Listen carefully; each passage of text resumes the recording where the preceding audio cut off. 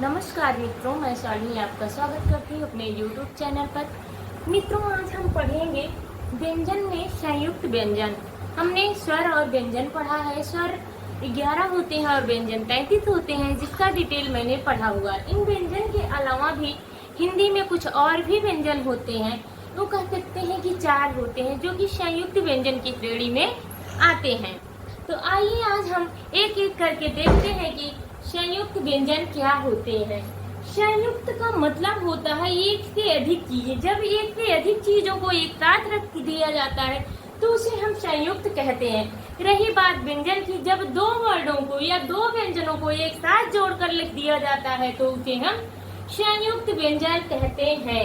जैसे छ व्यंजन, छ, त्रंग, ज्ञ और स्रा, ये हमारे हिंदी के 4 संयुक्त व्यंजन हैं, जिनका निर्माण हम देखते हैं कैसे किन व्यंजनों को मिला के इन व्यंजनों का निर्माण हुआ है। तो आइए एक एक करके हम देखते हैं। छ व्यंजन का निर्माण हुआ है का प्लस सा।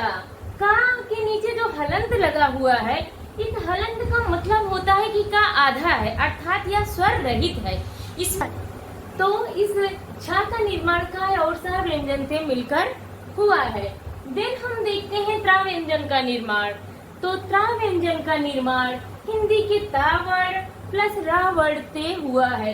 तो जो ता वर्ण है, नीचे हलंत लगा है, इसका मतलब कि ये स्वर रहित है।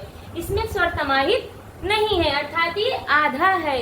नेक्स्ट आते हैं हम रा व्यंजन पर।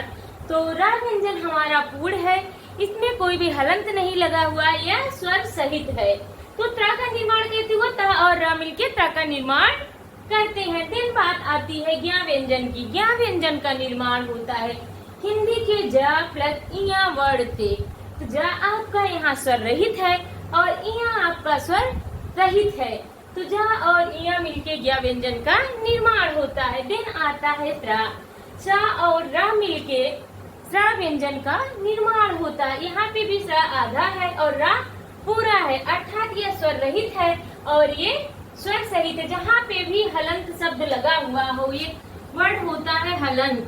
जहाँ पे भी लगा हुआ हो उसका मतलब कि स्वर आधा है, वो पूर्ण रूप से नहीं होता। अब हम देखते हैं कि इन संयुक्त व्यंजनों से किन किन शब्दों का निर्माण होता है। तो हिंदी में कुछ शब्द अक्सर इन व्यंजनों के प्रयोग से बनते हैं। तो देखिए, एक सामान्यता है जो हमें बचपन में पढ़ाया जाता है, एक शब्द है छतरी। छ व्यंजन से इसका निर्माण हुआ। दूसरा हो गया कच्छा, छ व्यंजन से इसका निर्माण हुआ। तीसरा आता है त्रा व्यंजन, इससे पत्र और मित्र जैसे शब्दों का निर्माण हुआ। दिन आता है ज्ञानी। ज्ञानी ज्ञ व्यंजन से और आज्ञा भी ज्ञ व्यंजन से बना हुआ है।